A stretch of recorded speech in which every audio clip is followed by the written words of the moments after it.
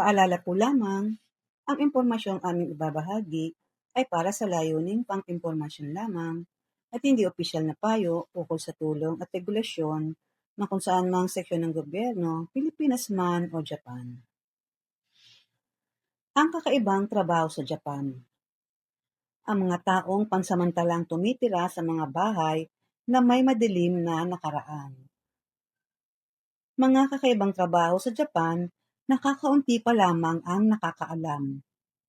Marahil ay may ilan nang nakarinig na may trabaho sa Japan kung saan babayaran ka para matulog o tumira sa isang bahay na pinaniniwalaang may multo. Pero ano nga ba ang totoo sa likod nito?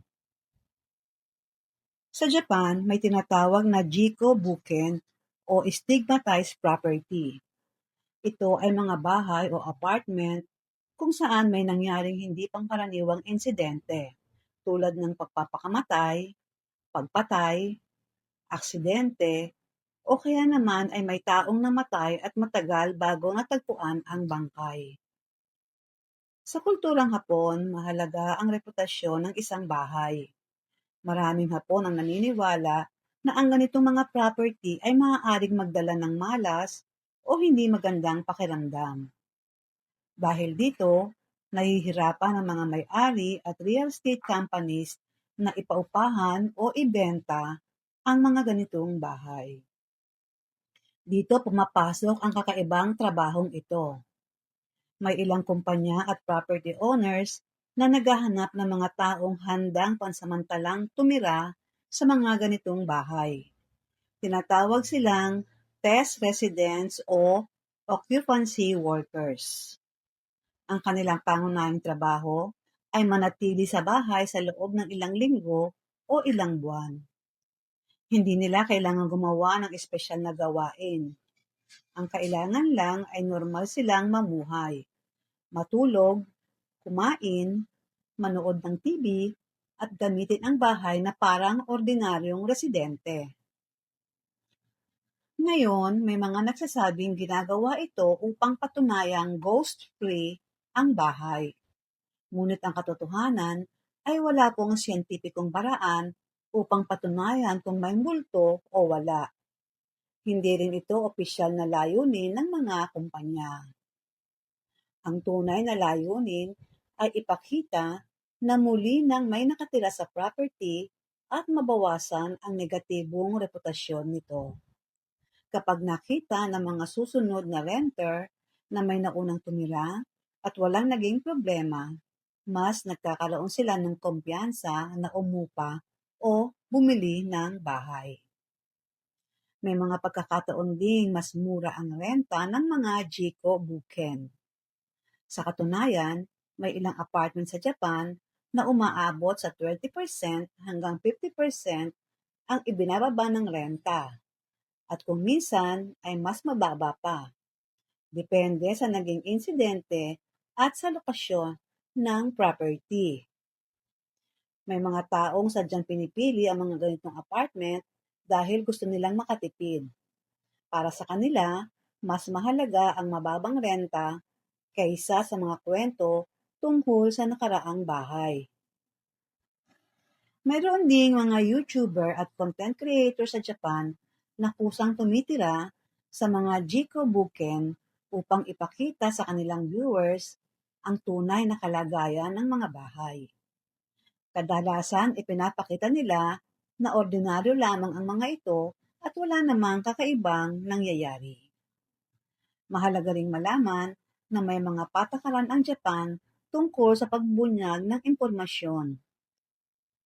Kapag may nangyaring hindi pangkaraniwang pagkamatay sa isang property, maaaring obligadong ipaalam ito ng may-ari o real estate agent sa magiging umuupa o bibili, alinsunod sa umiiral na mga gabay.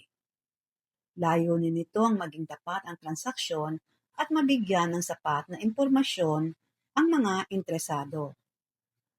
Gayunpaman, hindi lahat ng namatay sa isang bahay ay otomatikong nagiging Jiko Buken. Halimbawa, kung ang isang tao ay namatay dahil sa katandaan o natural na sakit, at walang kakaibang pangyayari, kadalasan ay hindi ito itinuturing na stigmatized property. Marami ring maling paniniwala tungkol sa trabahong ito. Ang ilan ay nag-aakala na ang mga taong tumitira rito ay mga ghost hunter o paranormal investigators. Hindi po ito totoo. Karamihan sa kanila ay mga ordinaryong tao lamang na naghahanap ng murang tirahan o dagdag na kita. Dahil sa social media, mas naging popular ang kwentong ito. Maraming videos at articles ang lumabas tungkol sa mga taong tumitira sa Jico Bukid. Ngunit tandaan natin na hindi ito pangkaraniwang trabaho at hindi rin ito madaling makita. Karaniwan itong inaalok lamang ng ilang property management companies o real estate agencies at hindi lahat ng lungsod sa Japan ay may ganitong uri ng trabaho. Sa kabuuan, ang kakaibang trabahong ito ay nagpapakita kung paano hinaharap ng Japan ang isang hamon sa kanilang real estate industry.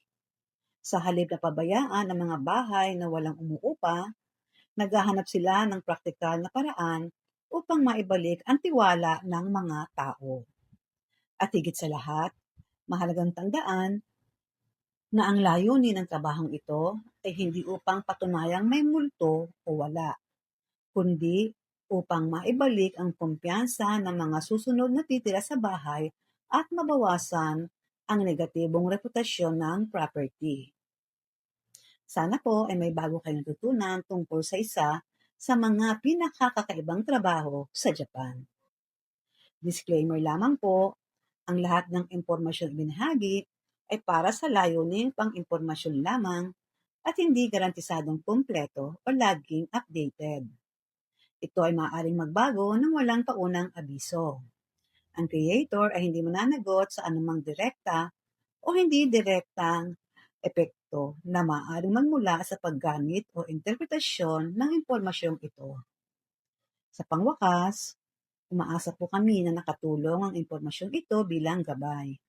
Para sa pinakabagong update at opisyal na detalye, makabubuting i-verify pa rin sa tamang ahensya o autoridad. Marami pong salamat.